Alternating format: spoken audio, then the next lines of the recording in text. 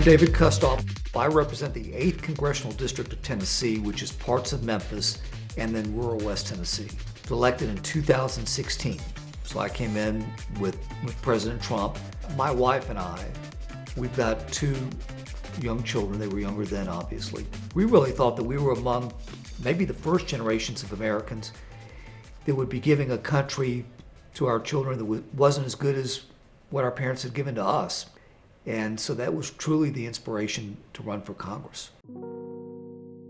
A lot of my motivation had been that I had served on a community bank board back in my district, a really good, solid community bank. I went on the bank board around 2010, which obviously is when Dodd-Frank came into effect. I saw firsthand the onerous burden that put on not only my bank, but so many other banks across our region and across Tennessee, across the nation.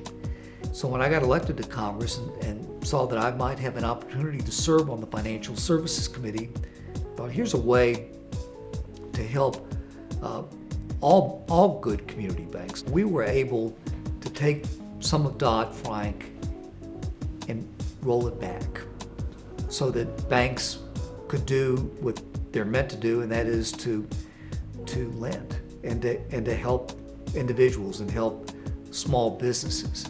We really do have some good, not only community banks, but regional banks that are servicing all of my counties.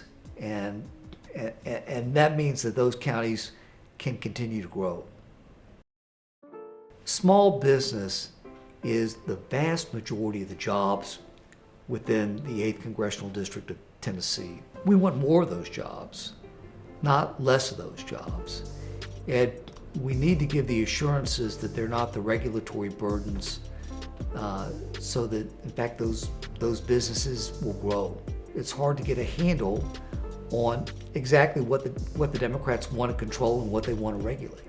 If you're thinking about starting a business, opening a business, and you've got all these question marks,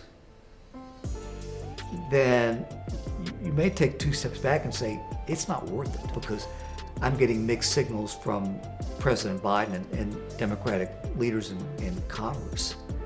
Then why make those investments? Really through technology. And we've seen so many of our financial partners buy into it. They've made it where everybody can take advantage of the American dream, take what they earn and invest it in the market. Where now, instead of paying whatever you would have paid for a commission 20 years ago, you can pay 0 with Robinhood and GameStop. The Democrats saw that as a vehicle to curb back innovation.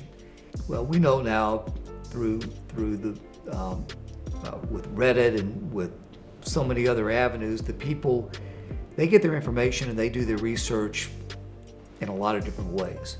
We don't want to curtail that. We don't want to curtail the free flow of information. That's not what this country's about. And it's a very dangerous, slippery slope where you start trying to figure out what information is filtered and what is not filtered, and what's allowed to be traded and what's not allowed to be traded, and who's allowed to trade and who's not allowed to trade.